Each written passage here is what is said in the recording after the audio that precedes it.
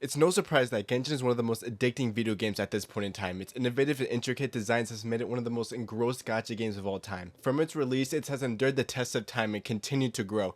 There's a lot to say about Genshin's success and failures, but in this video we'll be diving into the biggest attractions Genshin has to offer, how they're able to reel in so many new players and keep things interesting for the veterans who stay throughout the years. Including me, I've had a huge Genshin addiction. I only joined a year after its release, but there's a lot of different players who are into various things, so I'll be going into what I believe is to be the most addicting activities in Genshin has to offer. First off, we got exploration. Exploration is why I got so into Genshin Impact. There's nothing better than exploring an open world with enemies to fight and treasure to loot. But this is a video on Genshin addictions, so I'm not talking about casual exploration for character materials and quests. I mean getting that sweet golden 100 over a region you skimmed over more times than you can count while spamming your elemental site, in search of any great chest that value equates to basically crummy change you find at the floor of your local laundromat. In the early days of Genshin, exploration was anything but fun. Between the huge empty areas with nothing in them, impossible to climb mountains, and Seelies being one of the few puzzles the land had to offer, exploration was seen as more of a chore with no value to gain. The release of Inazuma made exploration more interesting with smaller areas to cover, however those god-awful purple rock puzzles made a few people back away once again. Sumeru came out and exploration became a lot more fun in the eyes of completionists looking for something worthwhile. It came out with a ton of hidden areas to find and increased the amount of loot, which served as a decent incentive to keep going. Then the desert came out with no way to see where you were going via the minimap not working underground until much later, making it a frustrating endeavor to loot the pyramids. Fontaine's underwater exploration wasn't bad, but fighting underwater constantly became old quick, and most people wouldn't use the various underwater attacks as some of them were not as good for fighting as others, making it feel even more repetitive. However, the secret tanky bosses that they decided to strew across Fontaine's land made even normal people look for them in search of a challenge. Honestly, Genshin's exploration doesn't have a lot to offer when it comes to Primo Gems. At most for 100%ing nations, from the chest alone you will probably only come up with like a few multis, if that. Exploration is seen only for free-to-play players looking for some extra Primo Gems until they can farm the next event. However, conquering and plundering entire nations for all its loot has immense satisfaction behind it. There are some exploration/quest exclusive weapons, however most of them are simply bad and gimmicky. With bad rewards aside, the developers work really hard on the region's beauty.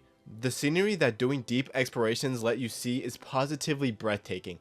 While it's not for everyone, the ones who do explore will always have something to look forward to whenever a new area comes out, which is basically every other update.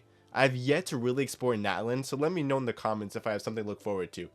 Genshin is a gacha game, meaning it's free to play but not really. Spending money on the gacha is a form of gambling, because even if you put $100 into the gacha, it might not even be enough to pull for the unit you're looking for.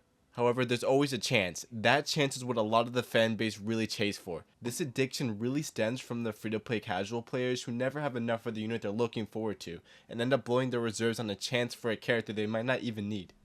To be fair, Genshin has one of the most forgiving gacha systems in the gacha worlds, with a simple pity system that can guarantee a 5-star in about 90 pulls. But that's also where they can get you, because you might not even get the unit you're looking for, and the next thing you know, I pulled a cheat sheet. the thrill of the 50-50 from the pity system gets people worked up, leading them to swipe their card if things don't go their way, because a thought crosses their mind. If they don't get this unit now, then they probably won't see them until months or maybe in a year later. The whales of Genshin are a bit different, because to them it's not a matter of if they get the unit, it's how many copies of them they can acquire to compensate for the skill issue. Genshin Impact's endgame is so easy that you really only need a handful of limited 5-star units to beat it, and has always been this way. Instead of pulling only what they need, gacha addicts pull for who they want, leading them to be primoless. Pulling for who you want is not a bad thing, of course, but one thing leads to another. Genshin drip marketing and character teasers has you by the cool it, and you start spending money.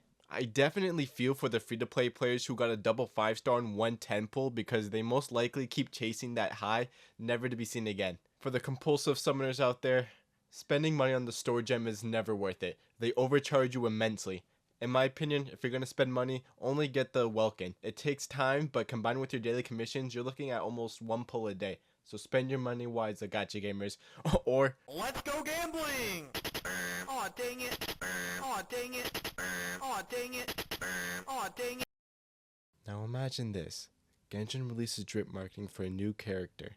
You enter the comments and pour your heart and soul out for that character in a very poetic, subtle way to show how much you love that character.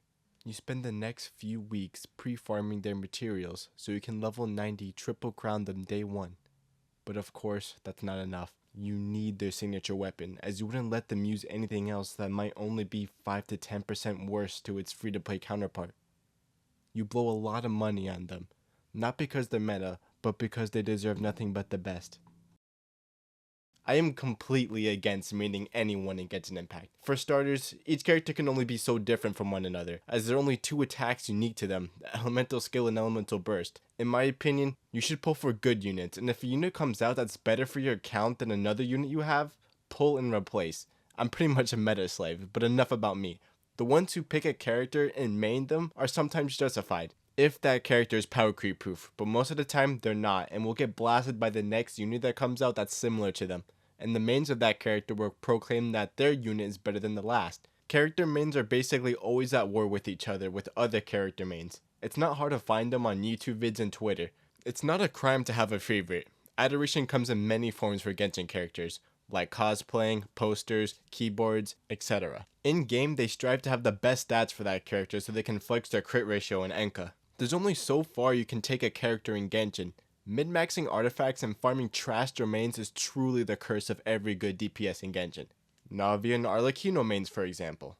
Those two mains are so bad, but they're forced to farm them to make them as strong as can be.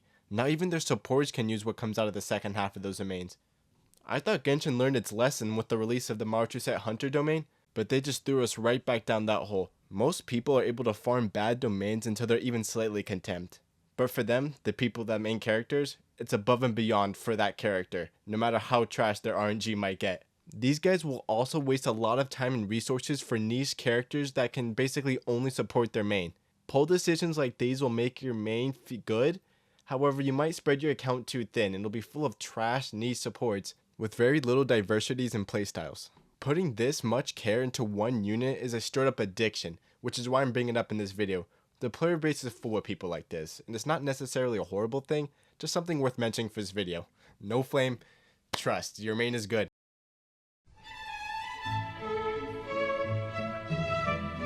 Lore mains. They actually pay attention to the side quests and the 1000 plus books that Genshin has put into its game, just for more context and understanding of the world of Genshin. And if they don't understand something, they find other lore mains to explain it for them. Theory crafters. They make the character guide videos that we all love so much, optimizing every character's builds before they even get released. Combat. For the love of fighting and mixing elements, they will continue to play the Spiral Abyss even after collecting the rewards.